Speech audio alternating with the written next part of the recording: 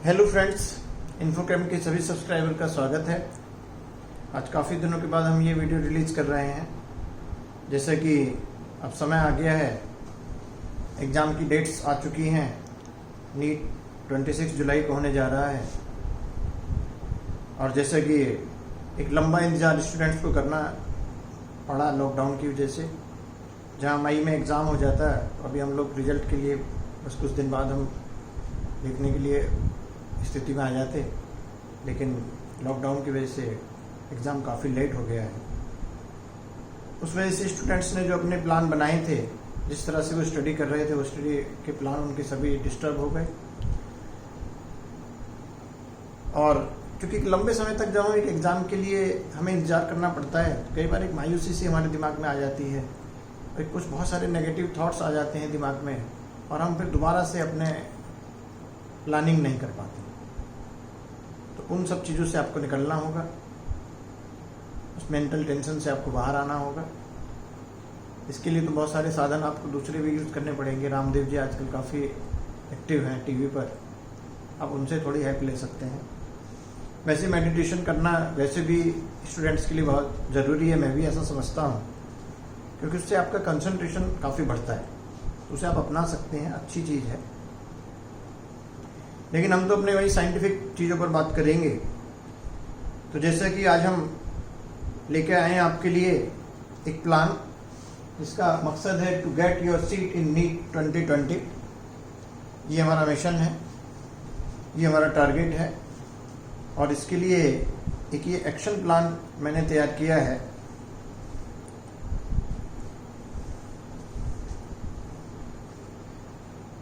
वैसे तो इस तरह के एक्शन प्लान आजकल आप बहुत देख रहे हैं, बहुत सारी वीडियो आपको मिलेंगी। 100% success in 60 days, 70 days, like this. और बहुत सारी चीज़ें उसमें वो कहेंगे आपसे कि हमारा वीडियो देखते रहिए, लास्ट में हम आपको बहुत अच्छी चीज़ बताएंगे, बहुत अच्छा प्लान बताएंगे। और लास्ट में कुछ भी नहीं होता, वो वीडियो ऐसे ही ख़त्म हो जाता है आपके इंतज़ार में। लेकिन हमने थोड़े से कुछ फैक्ट कलेक्ट किए हैं, पुराने पेपर्स, एग्जामिनेशन पेपर से हमने कुछ डाटा उठाए हैं, जो हम आपके साथ शेयर करने जा रहे हैं अभी कुछ समय में। और उन सब फैक्ट्स को देखते हुए हम एक बेहतर प्लान बना सकते हैं, अच्छी तरह से हम प्लानिंग कर सकते हैं। तो वो सब फैक्ट्स आज हम यहाँ पर डिस्कस करेंगे।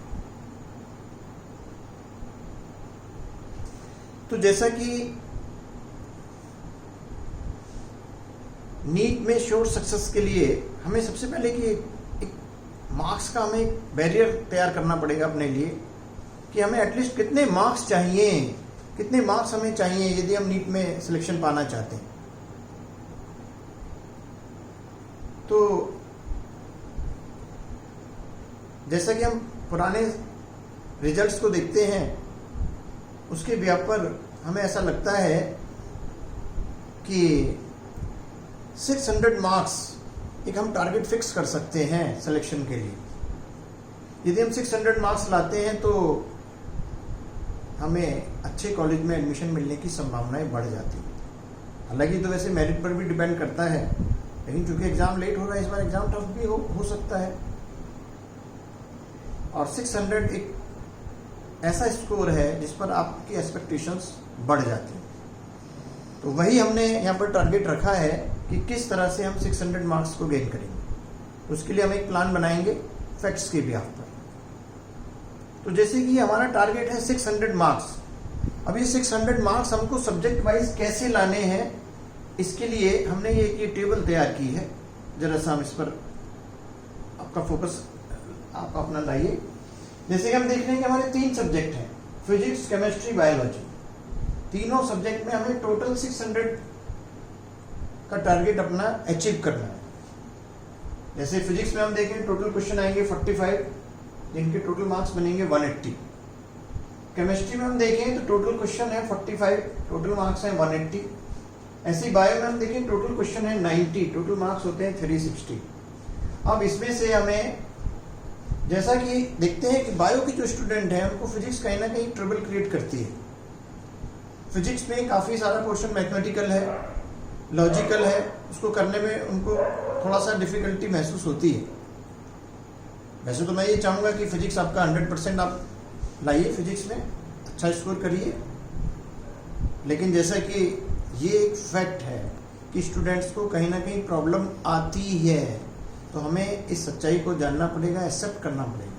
यदि हम इस फैक्ट को नेग्लेक्ट करने की कोशिश करेंगे, हम कल्पनाओं में रहेंगे कि नहीं हमारा तो पेपर बहुत अच्छा हो जाएगा, तो फिर हम अपने टारगेट को अचीव करने में कहीं ना कहीं पीछे रह जाएंगे, वो हमारा फेलियर हो जाएगा। कई बार जो हमारा प्लान होता है वही हमारा फेलियर का कारण बन जाता है, क्योंकि स्टूडेंट सोचते हैं कि फिजिक्स में ज़्यादा लेवल हम कर लें और फिजिक्स में हम बहुत अच्छा स्कोर कर पाएंगे। यदि हमें कोई सब्जेक्ट ट्रबल क्रिएट कर रहा है, इट मीन्स वो हमारे लिए कहीं ना कहीं ट्रबल क्रिएट करेगा ही। हमें उसको एक्सेप्ट करते हुए अपना प्लान बनाना।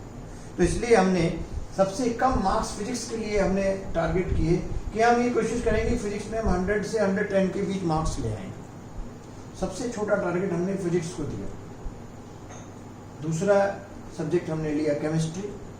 केमिस्ट्री फिजिक्स के मुकाबले में थोड़ा सा इजी है बायो के स्टूडेंट्स के लिए, क्योंकि उनकी लर्निंग पावर ज़्यादा होती है उनकी, और केमिस्ट्री में जो क्वेश्चन आते हैं नीट में मोस्टली फॉर्मूला बेस्ड क्वेश्चन आते हैं, बहुत ज़्यादा डिफिकल्ट क्वेश्चन नहीं आते।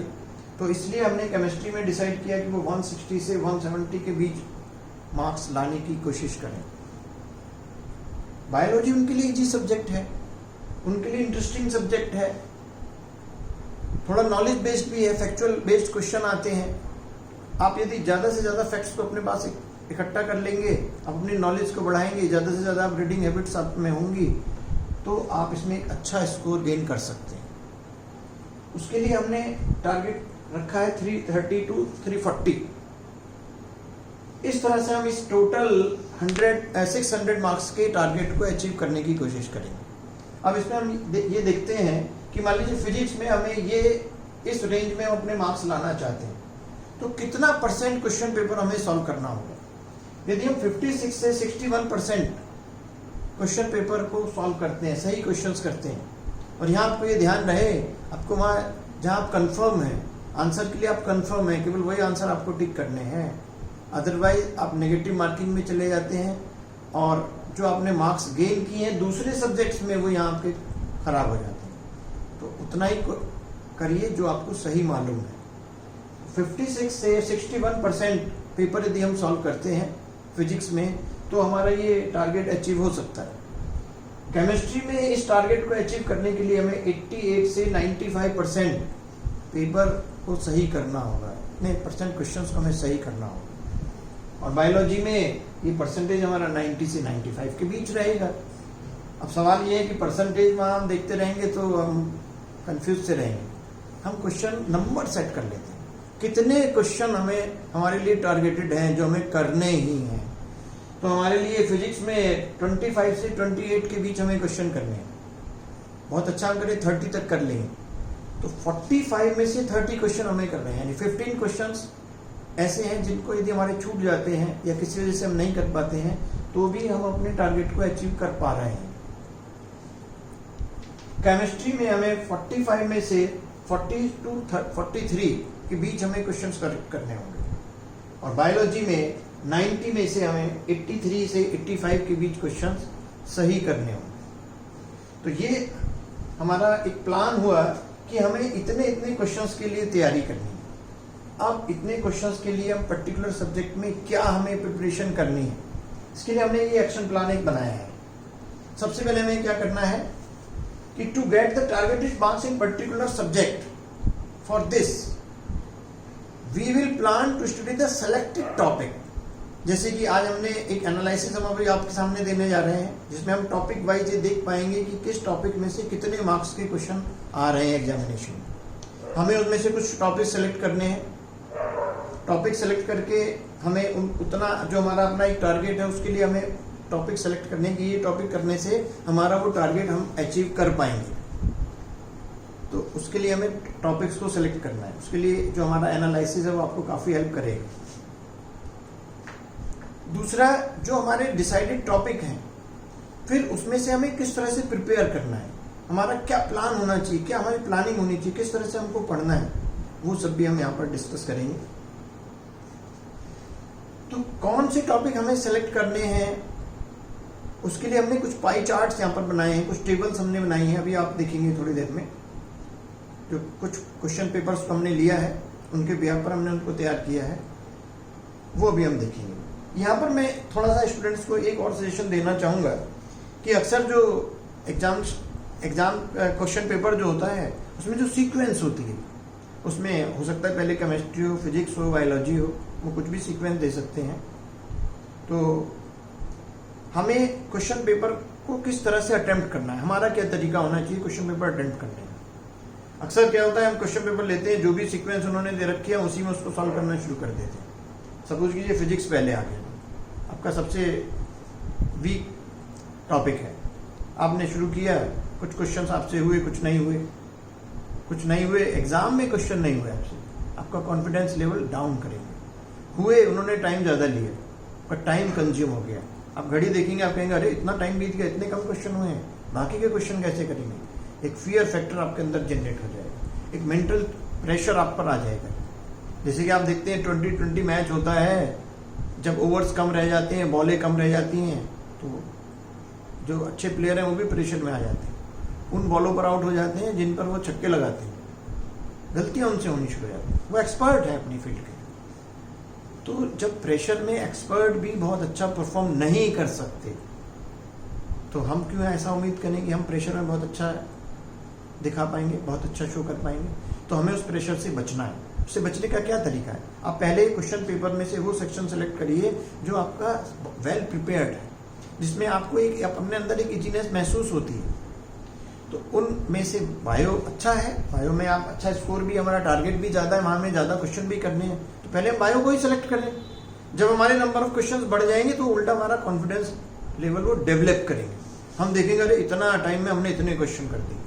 तो उसके बाद हम केमिस्ट्री करें, हम देखेंगे हमने इतने टाइम में इतने क्वेश्चंस कर लिए, हमें लगने लगेगा बस अब सिलेक्शन हमारा होने वाला है, तब हम फिजिक्स बनाएंगे, हमारा कॉन्फिडेंस लेवल बढ़ा हुआ होगा।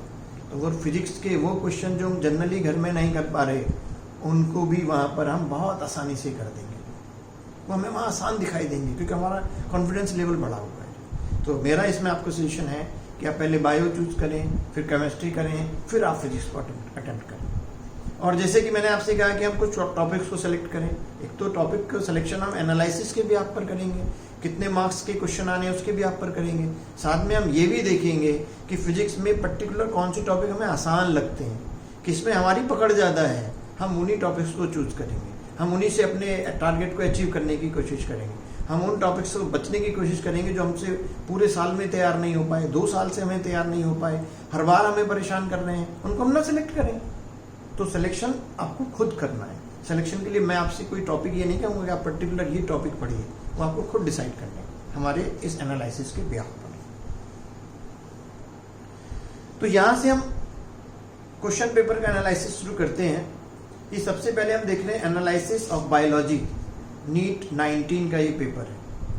क्लास 11th में से जो क्वेश्चंस आए हैं उनको हमने topic wise number of questions यहाँ पर हमने लिए हैं, और साथ साथ हमने उसको क्लासिफाई किया है इजी, मॉडरेट और डिफिकल्ट लेवल पर। उसके बिहाफ पर हमने ये टेबल तैयार की है, आप इसको अच्छी तरह से इसका स्टडी करें।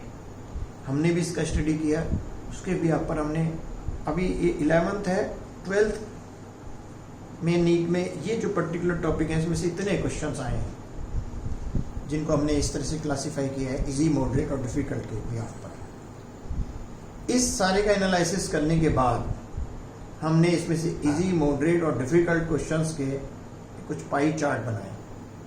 उस पाई चार्ट को भी आप देखिए। ये हमने देखा कि जो 19 का पेपर आया बायोलॉजी का, उसमें से 62% क्वेश्चंस इजी थे, 31 मॉडरेट थे, 7% डिफिकल्ट क्वेश्चन थे। यदि 62 और 31 को हम ऐड करें, 93% पेपर डिफिकल्ट नहीं था। और हमारा टारगेट क्या है, 90 to 95, यानी हमारा टारगेट अचीव हो रहा है।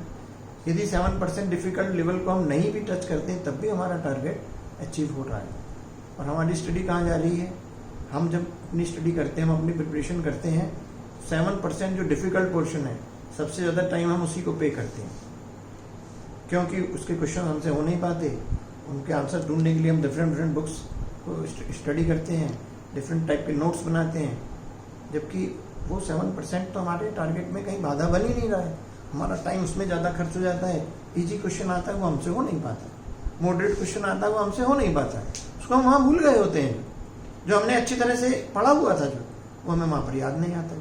तो हमें ज़्यादा समय, ज़्यादा फोकस जो करना है वो इसी सेक्शन पर करना है, इजी और मॉडरेट पर, क्योंकि टाइम अब हमारे पास में कम है। डिफ़िकल्ट लेवल पर हम कई बार ऐसा होता है कि जब हम फैक्ट्स को पढ़ते हैं तो जो क्वेश्चन हम यहाँ नहीं कर पा रहे, कई बार एग्ज़ाम में हमारा माइंड जो है वो क्योंकि बहुत ज़्यादा कंसंट्रेटेड होता है, तो वो कई बार क्वेश्चन हमसे वहाँ हो भी जाता है, और हमसे यदि नहीं भी हो रहा है तब भी हमारा टारगेट अचीव हो रहा है। उसके बाद हम देखते हैं बायोलॉजी का 2018 का पेपर।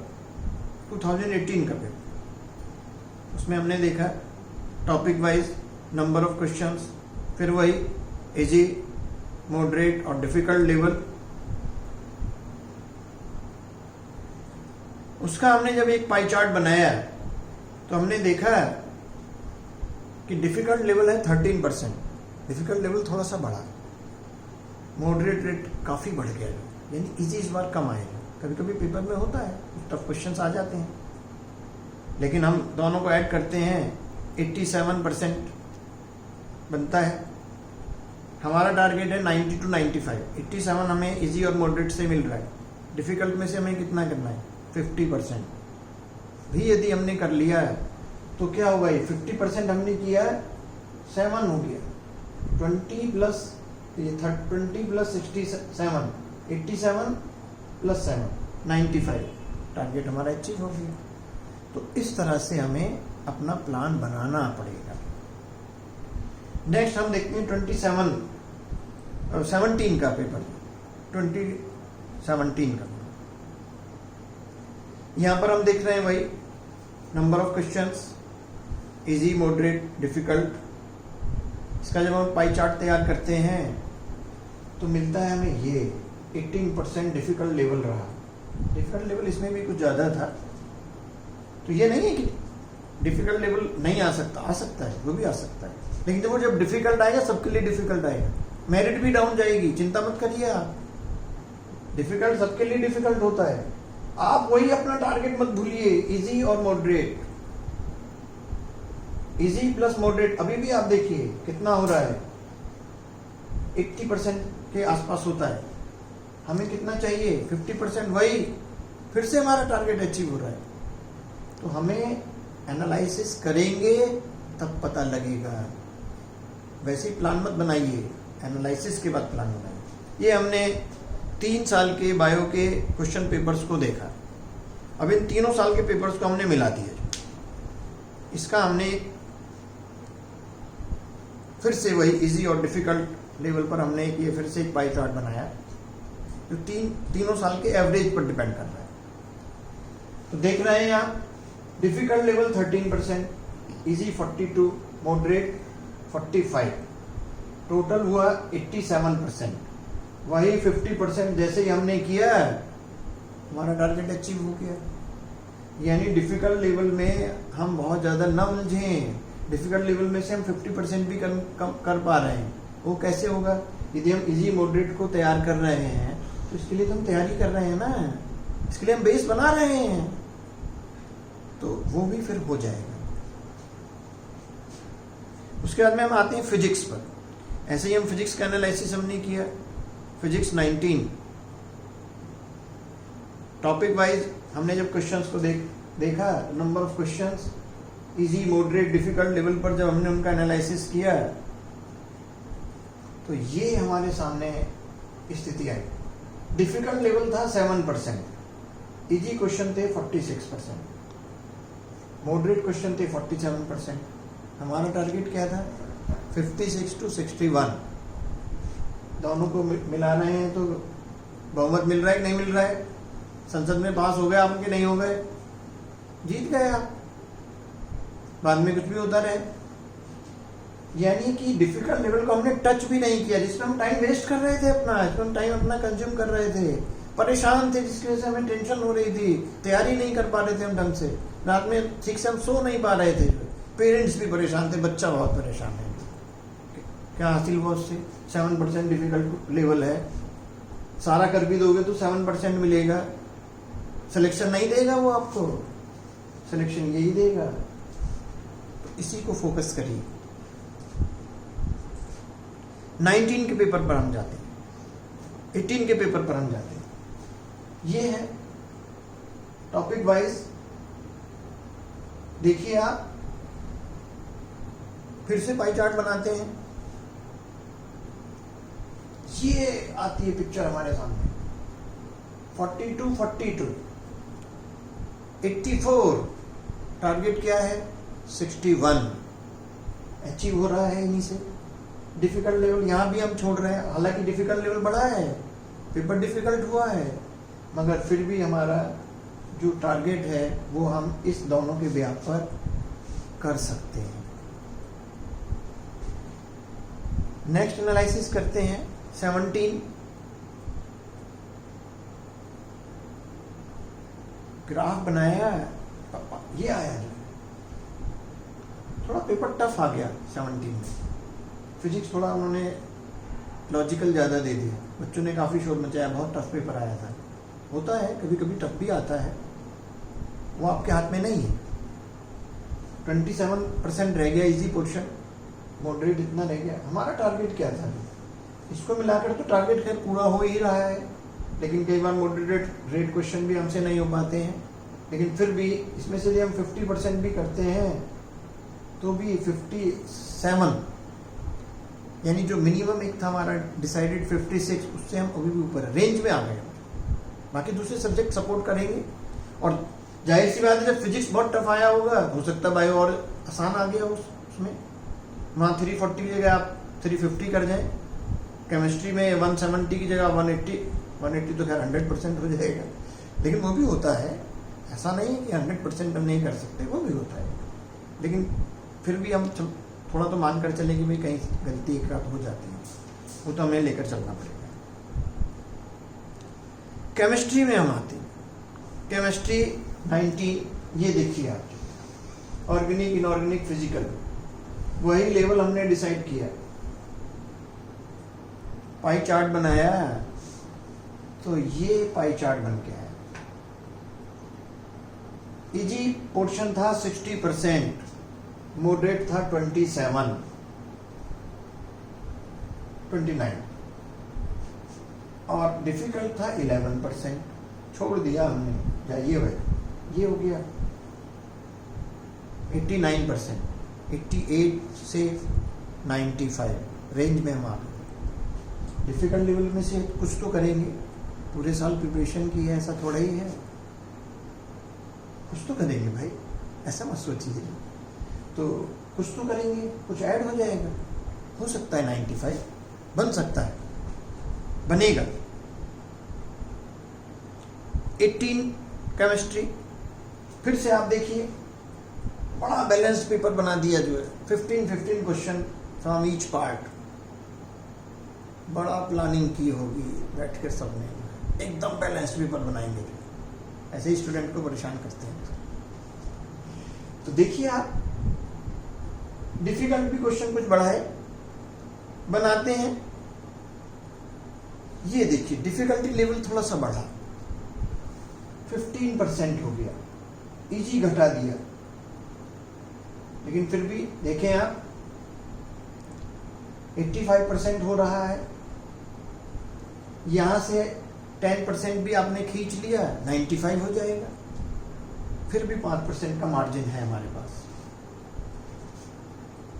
17 में चलते हैं।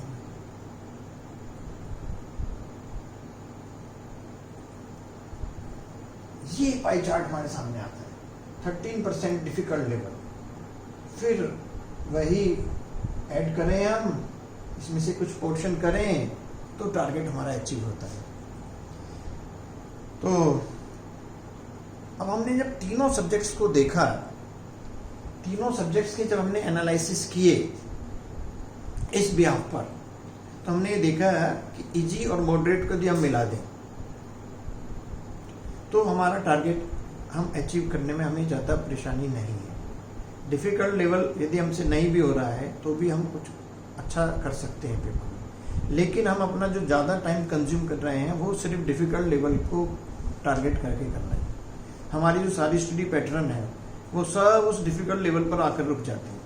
वो हमें परेशान करता है, हम थक कर सो जाते हैं, हम थक कर परेशान हो जाते हैं। मत परेशान होइए, इजी और मॉडरेट को टारगेट करिए। उसके लिए क्या करें?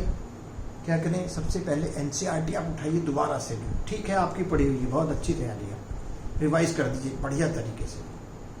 उठाइए क्वेश्चन पेपर्स पुराने, सब क्वेश्चंस करने शुरू कीजिए। क्वेश्चंस करेंगे, कुछ में डिफ़िकल्टीज आएंगी, जिनमें डिफ़िकल्टीज आती हैं उनके जब आप सॉल्यूशंस कंसल्ट करते हैं तो केवल सॉल्यूशन तक सीमित मत रह जाइए। टॉपिक सेलेक्ट करिए। इस टॉपिक का क्वेश्चन हुआ नहीं, ये पर्टिकुलर पॉइंट उस समय याद आया नहीं, तो उसको कई बार लिखिए। कुछ पर्टिकुलर चीज़ें ऐसी होंगी जो आपकी पढ़ी हुई भी नहीं हो सकती, ऐसा भी हो सकता है। उनके प्रॉपर नोट्स बनाइए। जो आपको नए पॉइंट्स मिल रहे हैं उनके प्रॉपर नोट्स बनाइए और डिटेल में नोट्स बनाइए। केवल आंसर तक सीमित मत रहिए, डिटेल्ड नोट्स उनके बनाइए और फिर उनको अच्छी तरह से रिवाइज करिए। जो ओल्ड ईयर पेपर्स हैं वो आपको एक आपके लिए एक फ्रेम तैयार कर देंगे कि इस फ्रेम पर आपको वर्क करना है।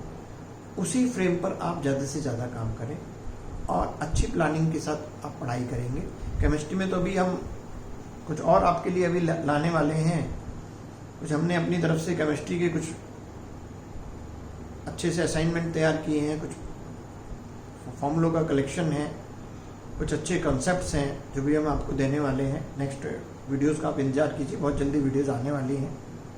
और जो हमारी नेक्स्ट वीडियोस आएंगी उसमें जो हमारे सब्सक्राइबर हैं उनको भी हम इस बार कुछ अच्छा देने वाले हैं, क्योंकि इतने लंबे समय तक हमारे साथ जुड़े रहे हैं तो उनको हम कुछ स्पेशल बेनिफिट्स देंगे।